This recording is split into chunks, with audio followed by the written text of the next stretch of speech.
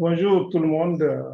Je suis ravi de vous avoir aussi pour cette réunion sur la thématique amélioration de l'accès des jeunes à la planification familiale, stratégie d'intégration de la réalité sociale et de l'emprise de la tradition. Aujourd'hui, pour cette réunion, nous aurons la description des contextes des pays. Et les pays que nous allons écouter aujourd'hui sont le Niger, le Bénin, le Burkina, le Togo, la Guinée et le Sénégal. Donc, ils auront chacun 10 minutes de présentation. Après, nous allons répondre aux questions qui seront posées par les participants. Et déjà, vous pouvez vous présenter dans la boîte de discussion en inscrivant votre nom, prénom, structure et pays. Vous pouvez également, de début de présentation, poster vos questions dans le chat box et nous prenons les discussions pour répondre à ces questions. Donc, nous allons bientôt commencer. Donc, on donne peut-être 1 minute pour que certains se connectent encore.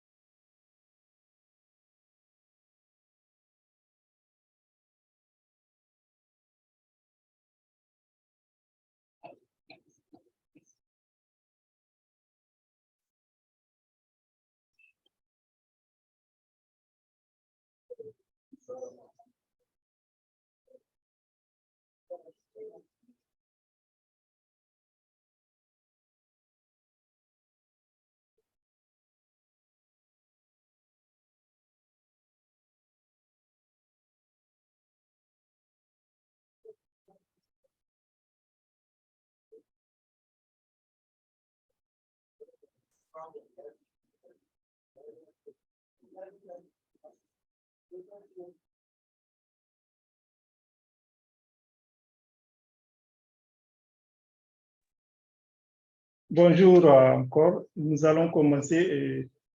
Et pour cette réunion, nous allons commencer par le Bénin. Donc, je vais donner la parole à Christian Agbobo, s'il est connecté. Je l'ai vu avec nous. Christian, vous avez la parole pour la présentation du Bénin. Bonjour, Dr. Ousseini. Bonjour, chers tous. C'est bien Christian Agbozo, A-G-B-O-Z-O, dont je rectifie le nom tel que vous l'avez dit tout à l'heure. Merci. Je fais la présentation pour le compte de l'équipe du Bénin aujourd'hui. Dr. Ousseini, vous pouvez nous aider par rapport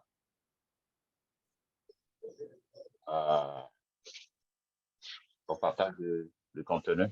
Oui. Merci beaucoup, Dr. Ousseini.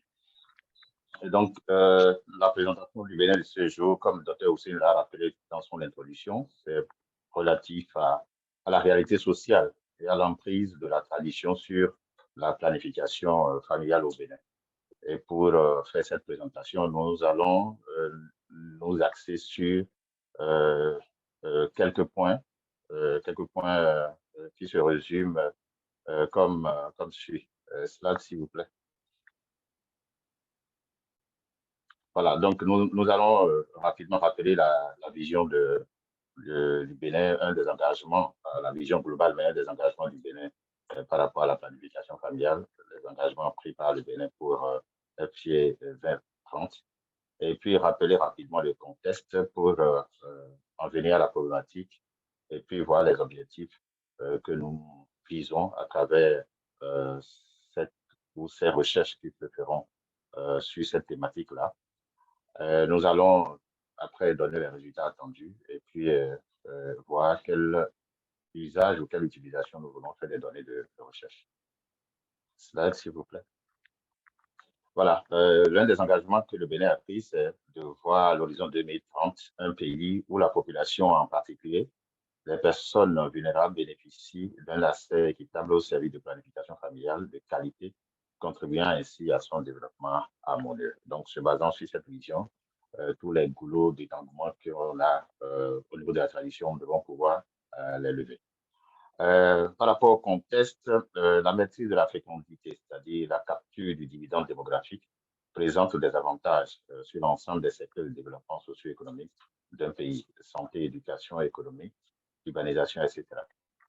La planification familiale est donc une stratégie de réduction des grossesses à risque et surtout des grossesses non désirées chez les femmes et les adolescents. Je crois que notre chef d'État, le président Patrice Talon, dans sa sortie médiatique la dernière fois sur une chaîne de télévision internationale, a bien tracé la vision du Bénin aujourd'hui dans la limitation des naissances. Donc, oui, c'est une volonté politique d'accompagner la planification familiale au Bénin.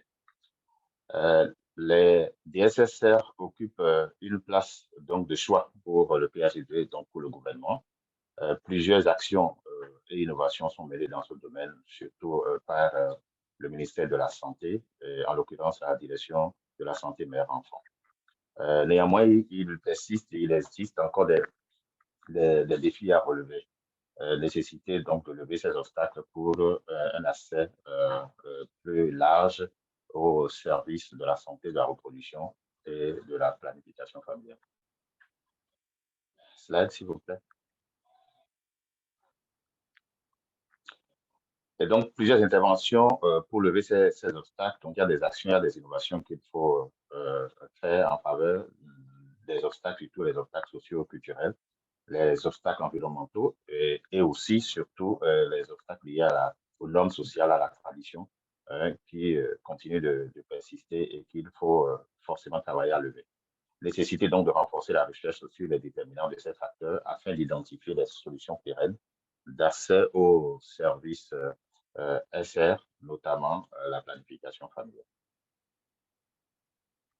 Donc, la problématique, selon nous, c'est qu'au Bénin, l'EDS de 2018 a révélé que la mortalité maternelle est encore, le taux de la mortalité maternelle est encore très grandissant, donc 391 pour 100 000 naissances vivantes. La mortalité néonatale, 30 pour 1000 naissances vivantes. La mortalité infantile, 96 pour 1000 naissances vivantes. Et puis, les besoins non satisfaits en matière de planification familiale sont encore de 32%. L'indice de fécondité est à 5,7 enfants par femme, donc reste encore élevé. Et la prévalence contraceptive moderne, malheureusement, un taux vraiment bas, 12,4 chez les femmes entre 15 et 49 ans. Et il est encore, ce taux de prévalence, il est encore surtout chez les sujets de moins de 20 ans, 5,6%. Donc, nécessité de travail dans ce sens-là. Les questions de recherche que nous nous posons, c'est de savoir ou de connaître les facteurs socio-culturels et environnementaux qui entravent l'accès aux services de planification familiale. C'est de connaître les localités où le poids des facteurs socio-culturels et environnementaux influence le plus l'accès aux services. Et c'est de connaître aussi les facteurs socio-culturels et environnementaux prédominants dans la faible accessibilité des adolescents aux services de planification familiale. Et comme objectif, l'objectif général, c'est de déterminer les facteurs socio-culturels et environnementaux qui constituent un obstacle à l'accès aux services PF pour toutes les cibles de 15 à 49 ans. Comme objectif spécifique, nous voulons identifier les localités où le poids des facteurs socioculturels et environnementaux influence plus l'accès aux services de planification familiale, identifier les facteurs socioculturels et environnementaux prédominants dans la faible accessibilité des adolescents et jeunes aux services PF, et puis proposer des stratégies pérennes pour lever les obstacles liés à l'accès aux services de planification familiale. Et le résultat attendu, c'est de connaître les localités où le poids des facteurs sociaux, culturels et environnementaux est plus élevé sur l'accès aux services PF. C'est aussi d'avoir les facteurs sociaux, culturels et environnementaux prédominants dans la faible accessibilité des adolescents et jeunes aux services PF. Et puis, c'est d'avoir des stratégies pérennes pour lever les obstacles liés à l'accès aux services.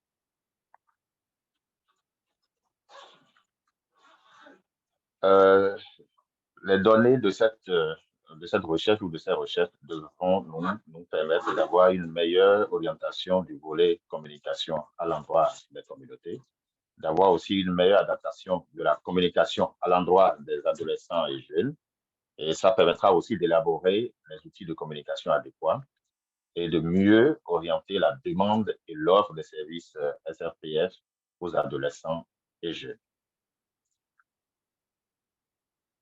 Voilà la compétence de notre présentation de ce jour. Merci.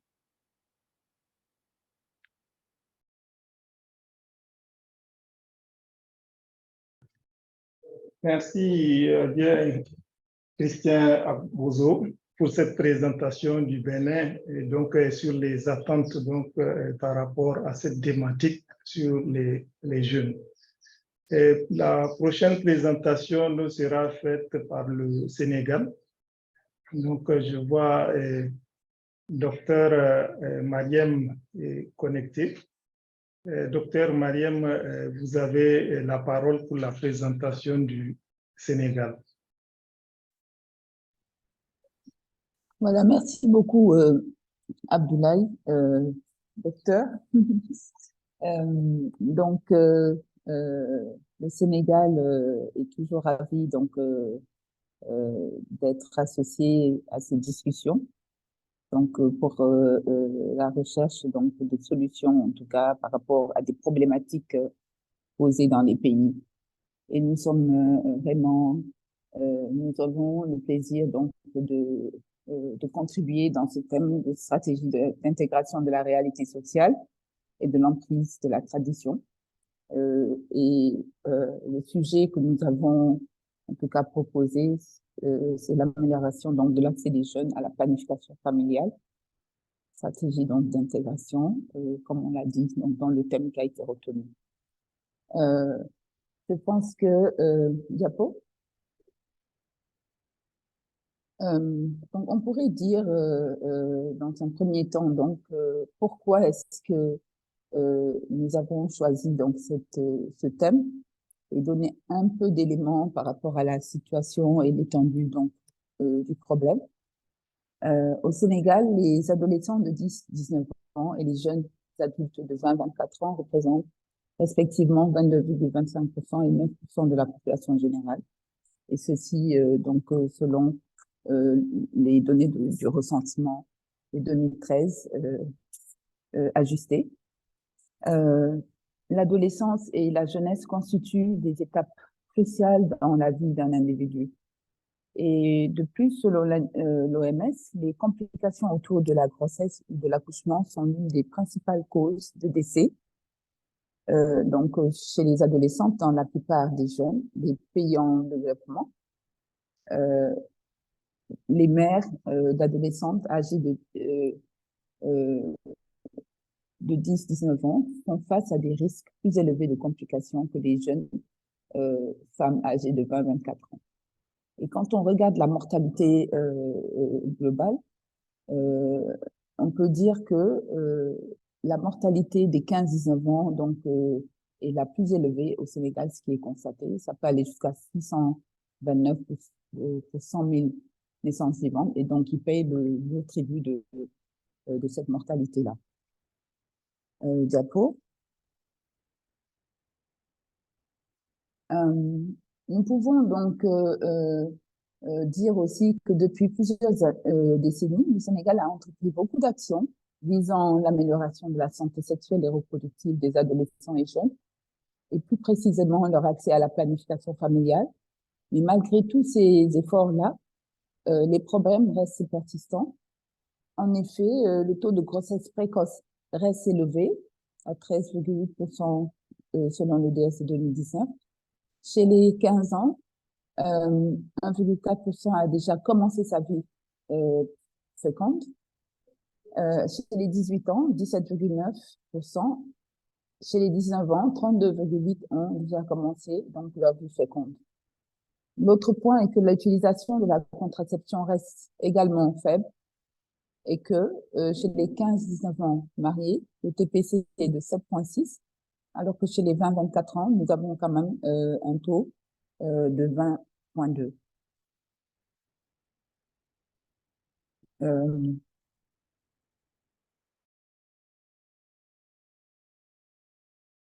Le Sénégal a fort ancrage dans les valeurs socioculturelles, mais également religieuses. Et on peut dire de plus que c'est un pays à majorité donc musulmane, ce qui fait que quand même il y a encore beaucoup de barrières socioculturelles qu'on peut noter, et particulièrement autour des croyances autour de la religion. À travers donc cette recherche, nous voulons juste voir dans quelle mesure ces valeurs socioculturelles et religieuses influencent les connaissances, attitudes et pratiques des populations par rapport à l'APF. Et aussi, nous voulons également voir qu'en plus des normes sociales réfractaires, cette étude puisse nous permettre d'identifier des normes sociales et des traditions qui peuvent être mises à profit dans nos programmes de planification familiale.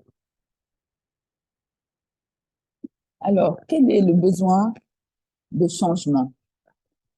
Il faut dire, bon, on l'a dit hier dans notre exposé, le Sénégal veut, d'ici 2027, aller à un TPC de 46%, et ça constitue aussi un engagement fort par rapport à FP 2030.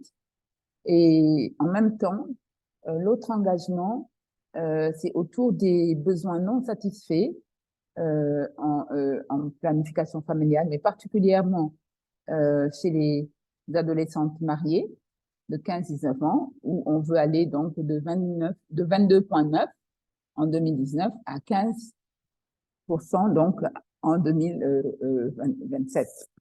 Et chez les jeunes femmes aussi, de 20-24 ans, aller donc de 19,6 à donc 10% en 2027. Donc voilà un peu les changements qu'on veut.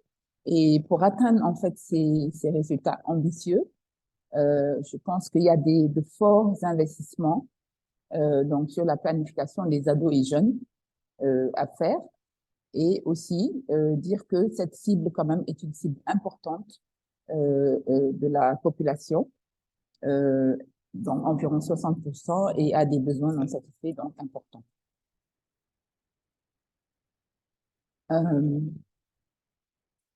Donc, plusieurs études, l'autre constat est que plusieurs études déjà concernant les déterminants de la planification familiale chez les ados et jeunes font état de l'influence des réalités socio-culturelles sur le choix contraceptif. Et afin de réduire donc ces besoins non satisfaits chez la cible des ados et jeunes, il nous faut mieux comprendre en tout cas ces barrières socio-culturelles donc pour pouvoir mieux les adresser. Alors, en quoi ces décisions prises, bien sûr, suite à cette recherche pourraient accélérer l'utilisation dans le pays? Nous pensons que nous pourrons donc mieux axer nos stratégies et en effet, nous avons donc une étude sur la thématique qui pourrait permettre en fait d'avoir sur les normes sociales les plus réfractaires à la planification familiale, et nous pourrons ainsi voir des interventions plus adéquates et plus ciblées. Donc voilà en gros ce que nous voulions partager autour de ce thème-là. Merci beaucoup à tous.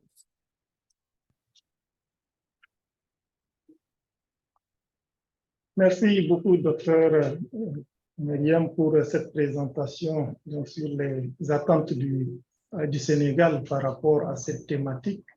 Donc, il veut explorer donc, les facteurs donc, favorables, défavorables à l'accès des jeunes au service de planification familiale. Merci beaucoup.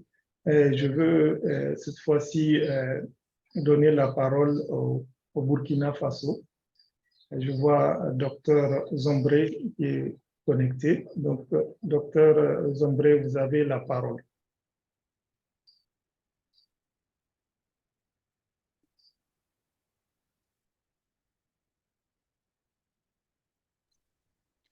Bonjour, docteur Ousseni. Oui. Bonjour tout le monde. Oui, ça Désolée vraiment pour le retard. Merci pour la parole. Je vous ai transféré notre présentation. OK. D'accord. Donc, au niveau du Burkina, nous voulons en tout cas réaliser cette étude sur la réalité sociale et l'emprise de la tradition sur l'accès des adolescents et jeunes à la planification familiale. Et ici, bon, nous avons le justificatif, les objectifs et un mot sur nos besoins. Donc, diapo. Comme justificatif, ici, il faut le dire, notre population est à majorité jeune et plus de 77% de cette population, en tout cas, est constituée par la jeunesse. Et à cela aussi, il faut signaler la forte fécondité de ces jeunes. Donc, autour de 116 naissances pour les 1000 choses. Et également aussi les grossesses qui sont vraiment non désirées, très, très élevées, avec tout ce qui est conséquences en lien avec ces grossesses non désirées. Je vais parler même de l'avortement avec risque de décès, l'abandon scolaire et j'en passe. Il y a aussi les facteurs, les obstacles sociaux, culturels et religieux qui limitent vraiment l'accès des adolescents et jeunes. Le fait aussi que les centres qui sont chargés d'offrir des services au niveau à ces adolescents sont inadaptés. Nous, on veut parler de nos centres jeunes, nos infirmiers scolaires inadaptés, soit par les horaires, soit par, en tout cas, les prestataires qui offrent, ou bien même par l'insuffisance, en tout cas, de matériel médico-technique pour offrir des services de SR. Et toujours dans notre contexte, il faut aussi signaler les rapports sociaux de genre égalitaire en termes de décision et de droits concernant l'APF. Donc, ces ados vraiment n'ont pas, en tout cas, ces droits de décision et tout. Et à cela, il y a la faible autonomie sur le plan économique et qui dit, en tout cas, dépendance financière, la prise de décision aussi, elle est dépendante parce que quand on dépend financièrement de la personne, on ne peut pas prendre des décisions. Donc, voilà résumer les quelques contextes à notre niveau. Et qu'est-ce que nous avons comme objectif pour cette étude-là? Il s'agira pour nous d'analyser le niveau d'efficacité et d'efficience pour ce qui concerne même la mise en œuvre des interventions que nous mettons en faveur des jeunes et adolescents. Et également, il s'agira pour nous d'analyser aussi le niveau même d'implication des acteurs sectoriels dans la mise en œuvre de ces interventions, puisque ces sectoriels ont leur place à jouer pour ce qui concerne l'accès, en tout cas des adolescents et jeunes au service de paix et planification. Et nous voulons aussi apprécier la disponibilité, mais non seulement la disponibilité, c'est la qualité même des services de santé reproductive que nous offrons à nos adolescents et jeunes. Et enfin, nous attendons vraiment beaucoup de cette étude, c'est nous donner des orientations, des recommandations sur les bases des résultats pour nous permettre vraiment de faciliter l'accès de nos jeunes au service des SRPF. Donc, qu'est-ce que nous avons comme besoin de changement? Et nous voulons, en tout cas sur la base de tout ce que nous avons cité, premier temps, en tout cas, faire le plaidoyer pour qu'on puisse réviser notre loi SR et que cette loi SR prenne beaucoup plus, en tout cas, soit beaucoup plus favorable à l'accès de nos adolescents et jeunes, et également élaborer des textes d'application en lien avec ça. Nous allons faire la sensibilisation, la vulgarisation pour tout ce qui est ça, et loi SR. Et après ça aussi, nous comptons vraiment faire la création de services conviviaux adaptés aux adolescents jeunes et renforcer aussi les activités de nos pères éducateurs, notamment au niveau des établissements où nous avons des difficultés actuelles. Nous voulons aussi améliorer les connaissances et les pratiques de ces adolescents et jeunes pour ce qui concerne l'APF, améliorer aussi la compétence de vie des jeunes filles et faire la promotion des attitudes, des croyances et normes qui encouragent vraiment un comportement favorable à l'APF. Et le but ultime, c'est vraiment recruter plus d'adolescents jeunes au niveau de la planification familiale et réduire ces grossesses indésirées et ces avortements clandestins. Donc, voilà ce que nous avons, en tout cas, comme présentation à faire en lien avec notre thème choisi. Je vous remercie. Merci beaucoup. Donc, pour dire bonjour à tout le monde. Merci. Bonjour, merci, docteur, pour cette présentation sur les attentes du Burkina. Merci beaucoup. Donc, je veux dire, inviter les participants à mettre leurs questions dans le chat box. Nous allons revenir pour répondre déjà. Et aussi à ceux qui ne l'ont pas encore fait de se présenter dans le chat box en mettant leur nom, structure et pays. Merci beaucoup. Donc, la prochaine présentation sera celle de la Guinée. Donc, il va nous présenter aussi ses attentes de recherche sur cette thématique. Je vois docteur Camara Fasseli est bien connecté. Docteur, vous avez la parole pour la présentation de la Guinée.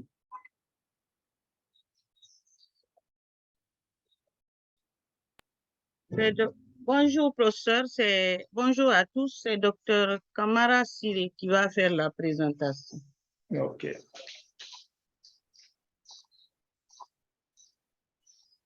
Donc, merci pour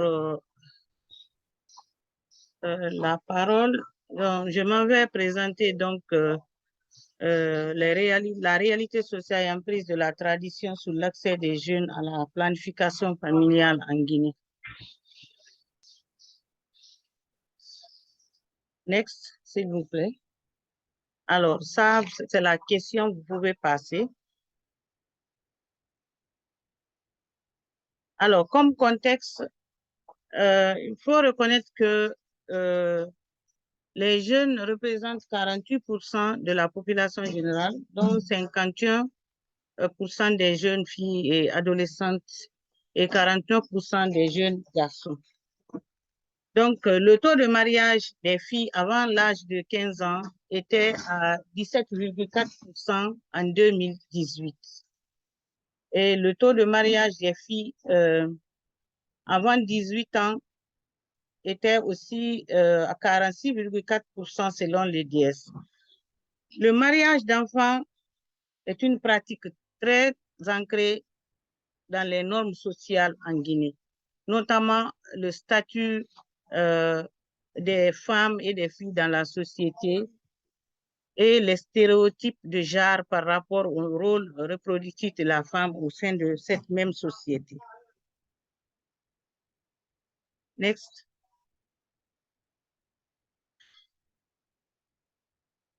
Il faut noter aussi qu'une adolescente sur 4, soit 26%, a déjà commencé sa vie reproductive. 21% ont eu une naissance vivante et 5 sont enceintes d'un premier enfant. Et la proportion d'adolescentes ayant déjà commencé leur vie féconde augmente rapidement avec l'âge, passant de 4% à 15 ans, à 52% à 19 ans, âge auquel 47% des jeunes filles ont déjà une naissance vivante. Next. Comme problème justification, les enquêtes ont montré que le taux d'utilisation des contraceptifs est de 1,8% chez les 15 à 19 ans, contre 3,9% chez les 20 à 24 ans. Les besoins non satisfaits pour cette même tranche d'âge est de 66%, 66,9% chez les 15 à 19 ans et 55,9% chez les 20 à 24 ans. Et aussi, le fait que les jeunes ont toujours le poids de la famille, l'influence parentale sur l'accès aux services de planification familiale qui entraîne un frein à l'accès à ces services-là. Donc, l'EDS 2018 a montré que l'obstacle parental était de 17,8%. Aussi, l'influence de l'éducation. L'éducation chez les jeunes est influencée surtout par les médias, ainsi que par les pères, voire même parfois la rue, parce que c'est des fausses informations généralement qu'ils ont de ces médias qui n'ont aucun lien avec la réalité des services de planification familiale. L'accès aussi à une éducation sexuelle de base qui vraiment est insuffisante. L'éducation complète à la sexualité n'est pas vraiment une réalité encore dans notre pays. Le lieu de résidence aussi joue un frein, parce que si nous comparons un peu les jeunes qui sont dans les milieux urbains et le milieu rural, il y a une très grande différence à l'accès aux services de planification familiale. Et aussi, il faut noter l'appartenance ethnique. Dans notre pays, il y a des ethnies qui sont vraiment favorables à l'accès aux services de planification familiale. Par contre, il y a d'autres qui vraiment ont des difficultés vu qu'ils sont beaucoup plus ancrés, ces ethnies sont beaucoup plus ancrées dans la religion. Donc, il y a des problèmes, des difficultés que les jeunes aient vraiment accès, ils pensent même à accéder à ces services ou en parler dans leur ethnie. Aussi, il faut noter le contexte religieux qui est marqué par la prédominance de l'islam. C'est vrai que la Guinée est un pays laïque, mais l'islam est la religion dominante dans notre pays. Et qui dit l'islam prône vraiment l'esprit de pronatalité, qui vraiment que c'est Dieu qui donne les enfants, donc la femme a le droit de faire le nombre d'enfants qu'elle veut. Slide. Donc, je parlais du poids de la famille et de la tradition aussi, qui freine l'expression des besoins des jeunes en planification familiale. La peur d'être rejeté ou d'être stigmatisé, la honte d'être indexé par les pères ou par la famille, d'avoir fréquenté ces services de planification familiale est un problème aussi qui empêche les jeunes d'utiliser ces services. La volonté, dans leur tête, il y a une volonté que les jeunes qui se planifient, c'est vraiment avoir la volonté d'empêcher de faire des enfants. Et aussi que c'est une désobéissance divine, comme ce que je viens de dire plus haut. Aussi, il faut noter que les services de santé adaptés aux jeunes en Guinée ne sont pas fonctionnels à cause du fait que les prestataires ne sont pas très outillés, très informés à respecter l'intimité et la confidentialité pour l'offre des services de planification. Slide. Quel est le besoin de changement de l'étude? Nous estimons qu'en faisant la recherche sur ce thème, ça pourrait apporter un changement dans les normes sociales et aussi une augmentation de l'utilisation des contraceptifs par les adolescents et jeunes et aussi la réduction de la fertilité chez les adolescents. Slide. Alors, en quoi les décisions prises suite à cette recherche pourraient accélérer l'utilisation de l'APF? Nous avons dit plus haut, et je crois que c'est la même chose, ça va dans la même lancée, que cela va apporter un changement des normes sociales, entraîner une réduction du poids de la tradition sur l'utilisation des contraceptifs sur les adolescents et encourager le soutien des gardiens de la tradition dans la sensibilisation et la promotion de la planification familiale. Je vous remercie. Merci beaucoup, docteur, pour cette présentation et par rapport aux attentes donc, de la Guinée sur cette thématique de recherche, en tout cas qui revient sur des questions qui sont liées toujours aux normes sociales vis-à-vis des gens et des jeunes, la délivrance de services de qualité adaptés aux jeunes. Donc, je pense qu'il y a beaucoup de matière par rapport à ces questions et qui ressortent aussi dans les autres présentations.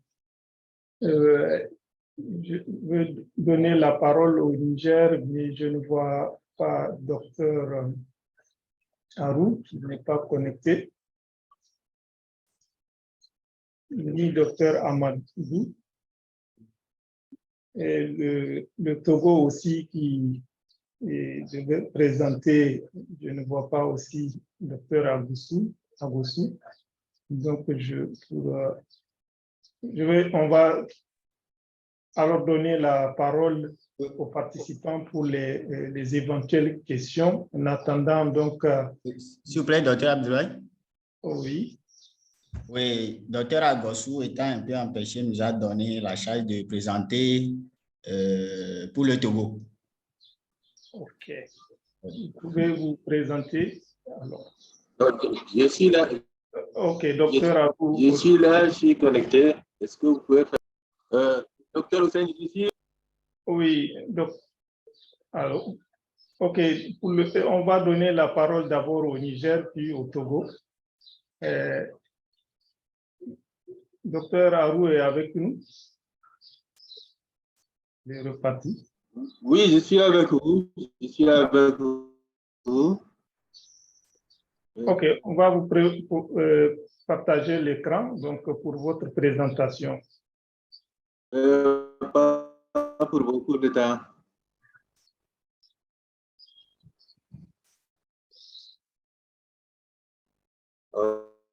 OK, ça marche.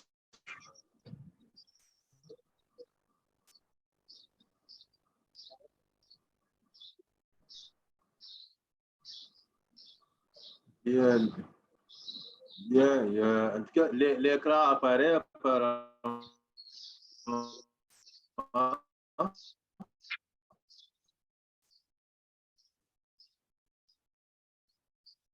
Est-ce que je peux aller, docteur Hussein? Oui, allez-y. Vous voyez l'écran. Votre présentation est là, vous pouvez aller. Je peux aller? Oui, donc, merci beaucoup. Bonjour à tous et à toutes. Ouais, donc, nous avons l'honneur de partager avec vous cette présentation du Niger par rapport à la réalité sociale, l'emprise de la tradition, l'accès des jeunes à la planification familiale.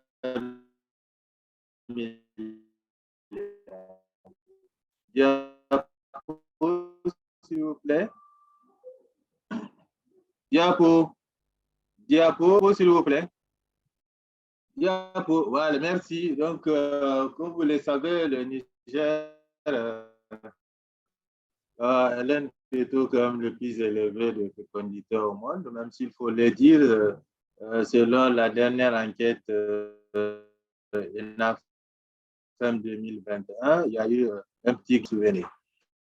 Alors, tout ça en lien avec bien évidemment, des normes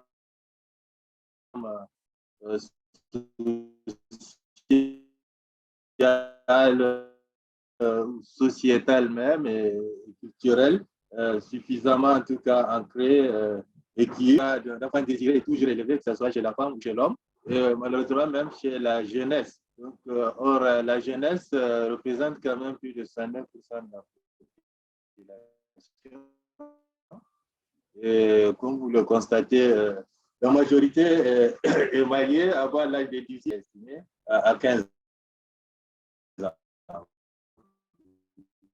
Vous comprenez comment la sexualité est très précoce et on n'est pas suffisamment protégé. Moins de 6% des adolescents mariés 15-19 ans utilisent une méthode de contraception moderne. Certaines, comme vous le voyez, vraiment, elles ne sont pas matures pour développer une grossesse et d'autres morbidités comme Oui. Docteur Harou, on a du mal à vous suivre la connexion. Alors, je l'ai dit, puisque ces jeunes, bien évidemment, sont ici d'un tissu social qui a une vision par rapport à la famille. Et du coup, ils ont donc également la même vision. On peut aller. Bien, s'il vous plaît. C'est très faible. OK. Docteur Harou, on a du mal à vous...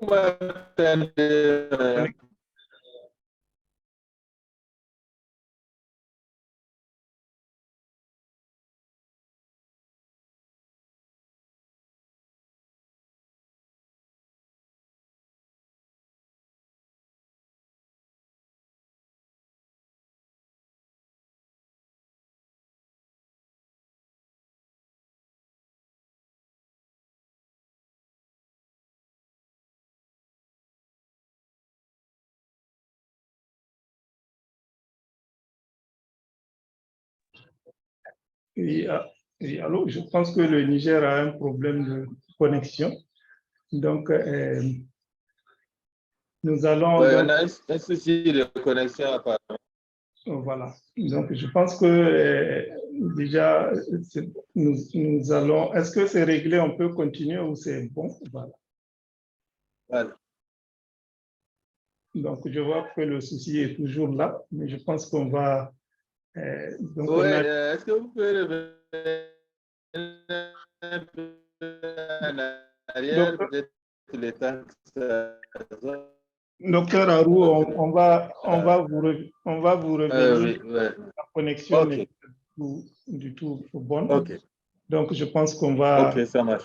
aller à une autre présentation. Voilà, on a déjà votre présentation. Donc, peut-être éventuellement, lors des interventions, vous pouvez répondre à quelques questions. Donc, voilà, je pense que maintenant, on est à la fin donc, de la présentation du Niger. Je vais demander aux participants toujours donc de poster leurs questions s'ils ont des questions dans le chat box. Éventuellement, pour ceux qui viennent de se connecter, de se présenter dans le chat box. Voilà. Pour le Togo, je pense qu'on a on n'a pas toujours les gens du Togo qui sont connectés. On n'a pas Dr Aboussou ni aucun membre donc du groupe GMIO. Docteur Boulay, il y a Herman qui avait dit tout à l'heure qu'il avait la délégation de Dr Agossou pour présenter. Effectivement. OK. Donc,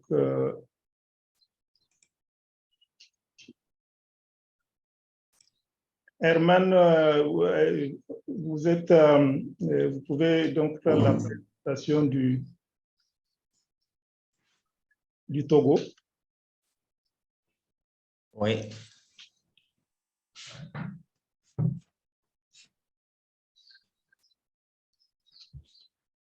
Vous voyez mon écran, s'il vous plaît? Oui, on voit parfaitement votre écran.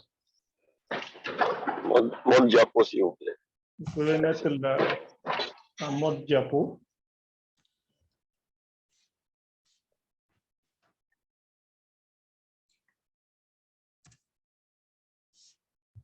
Comme je le disais tantôt, le docteur Agosou m'a chargé de passer la présentation du Togo.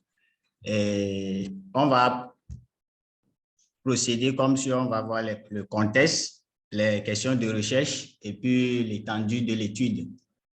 Il faut dire que la population togolaise est de 8 159 620 habitants, dont 36 jeunes de 15 à 35 ans et 2 134 722 femmes en âge de procréer.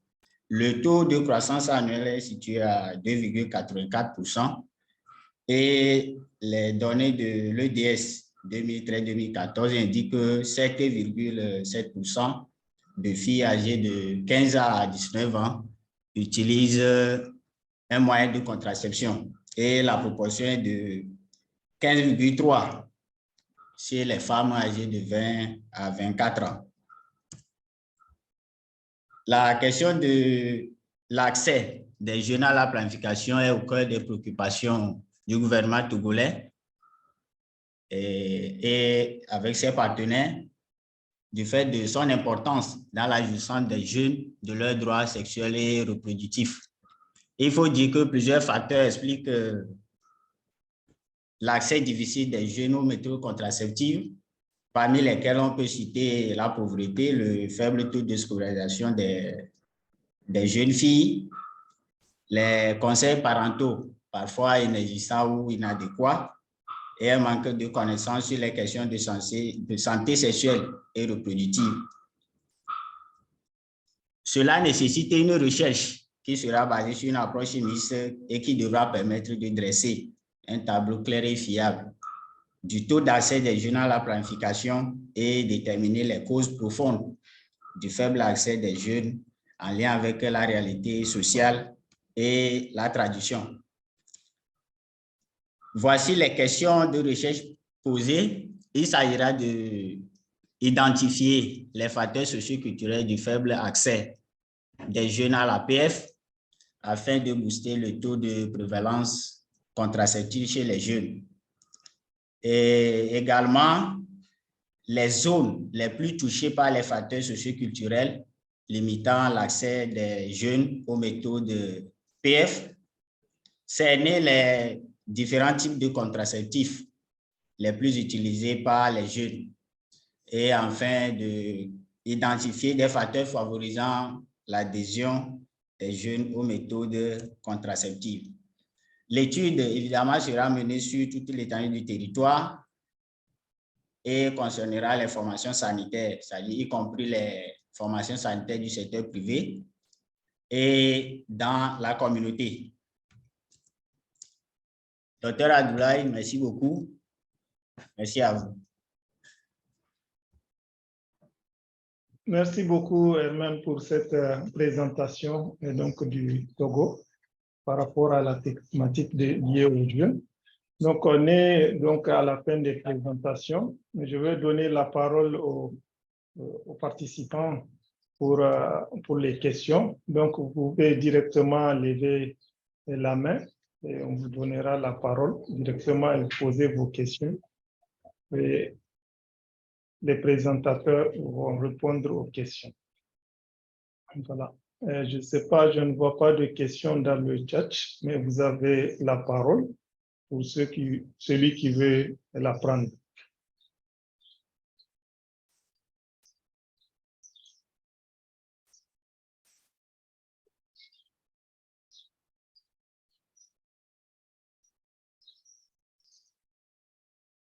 Il n'y a pas de main levée ni de questions dans la boîte à discussion.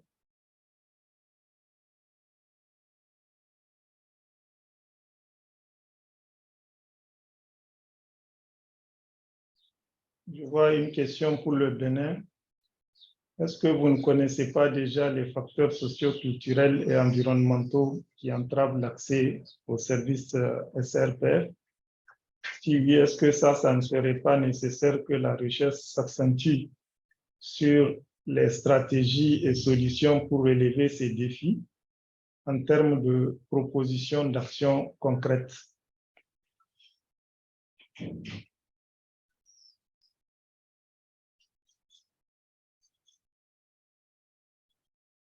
Je donne la parole au Bénin pour répondre.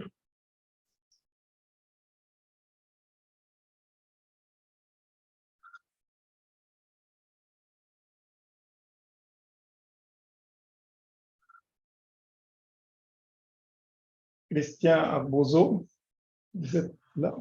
Oui, docteur Ousseini, oui. Oui, je pense que nous avons dans les questions de recherche été clairs par rapport à l'objectif visé.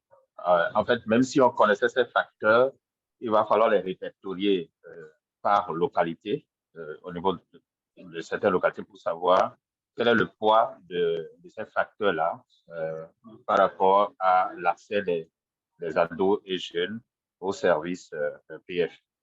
Et après, maintenant, analyser les stratégies ou définir les stratégies à mettre en œuvre pour pouvoir contourner ou pour pouvoir lever ces obstacles-là qui ne permettent pas aux jeunes d'avoir l'accès facile aux services PF. Donc,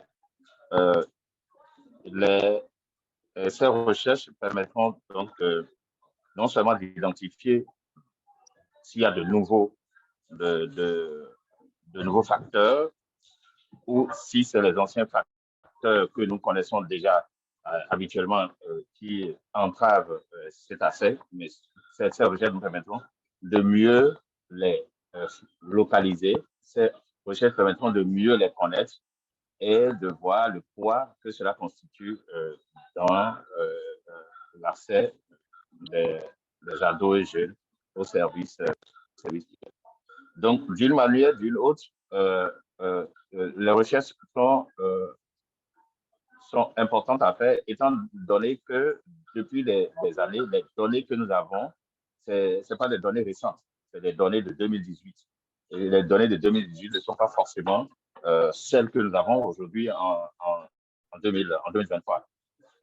Donc, pour définir de nouvelles stratégies, il va falloir les définir sur la base de données probantes.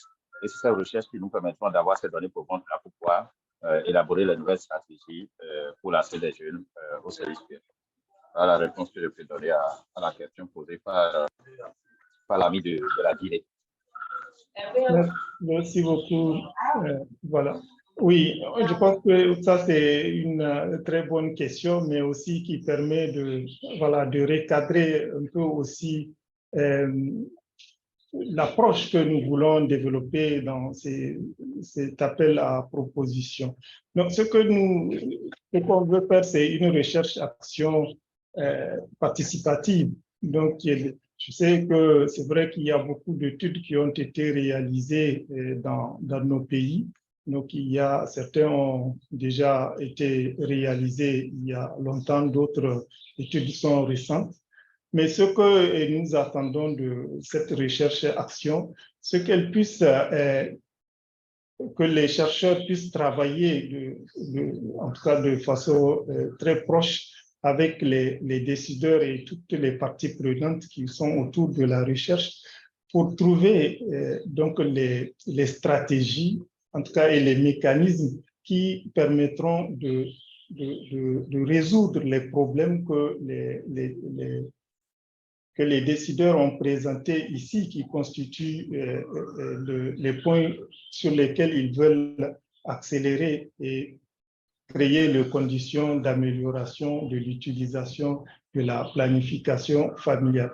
Donc, ce qu'on voudrait faire à travers cet appel à proposition, c'est en fait un peu rompre avec la recherche classique que nous faisons, juste faire la recherche d'une manière générale sur des problématiques que le chercheur ou le commanditaire de la recherche aurait identifiées. Ce que nous voulons faire à partir de cette recherche-action, c'est que la recherche se focalise sur les besoins réels des décideurs, sur les besoins réels du ministère donc de la Santé par rapport à ces thématiques-là. Qu'est-ce qui ne va pas?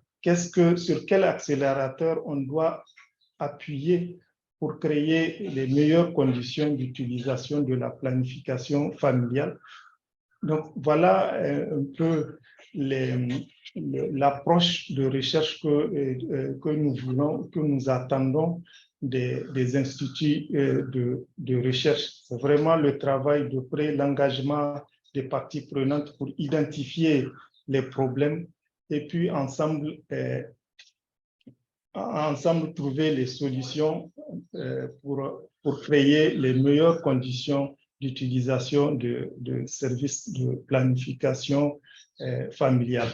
Donc, c'est en cela, c'est sur cette approche, ce type d'approche que nous attendons donc des propositions qui puissent être élaborées à partir de la méthodologie de la recherche, mais aussi de l'engagement des parties prenantes pour trouver des solutions, en tout cas pour créer les conditions meilleures pour l'utilisation des services de planification familiale.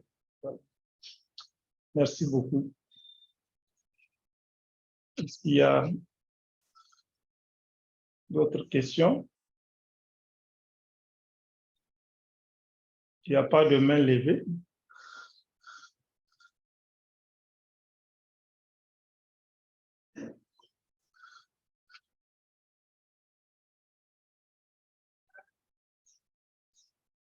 Et je pense aussi que cette thématique sur la question de l'accès aux jeunes est aussi très transversale sur la création de la demande, sur l'accès aux services, à la délivrance de services de planification familiale. Donc, je pense qu'il y a beaucoup, c'est sorti dans les présentations des pays, il y a beaucoup de domaines qui pourront être explorés, mais de façon plus précise, ce qui va donner des résultats intéressants, c'est vraiment l'engagement, c'est le travail avec les parties prenantes, le travail entre le chercheur et les parties prenantes pour qu'ensemble, le problème soit identifié, mais aussi qu'ensemble, les solutions qui seront proposées à partir des résultats de la recherche, que ces solutions soient, des propositions de solutions soient discutées et qu'on puisse identifier en tout cas des mécanismes qui permettront de prendre les décisions efficaces pour le changement des politiques. Et pour encore ne plus retomber sur la multitude de recherches qui ont été déjà réalisées et qui souvent dorment dans les tiroirs, souvent qu'on n'utilise pas. Donc nous, c'est en tout cas de rompre avec cette pratique-là, mais d'aller directement sur une recherche qui est utile et dont les résultats pourront être immédiatement utilisés pour l'action ou pour changer les politiques déjà existantes. Donc voilà, donc cela va se faire non seulement sur ce qui existe, en termes de ce qui a été réalisé, qu'est-ce qu'on peut en tirer, et quels sont les besoins d'informations sur le terrain que le chercheur pourra aller également collecter rapidement, et puis discuter autour des solutions à prendre de façon collégiale. Voilà quelques informations pour un peu orienter dans l'élaboration des propositions. Merci encore une fois de plus. Je ne vois pas de main, je ne vois pas de questions dans le chat box. Donc, s'il n'y a pas de commentaires, je pense qu'on va arrêter la réunion ici. Et merci à tous pour votre participation et à très bientôt.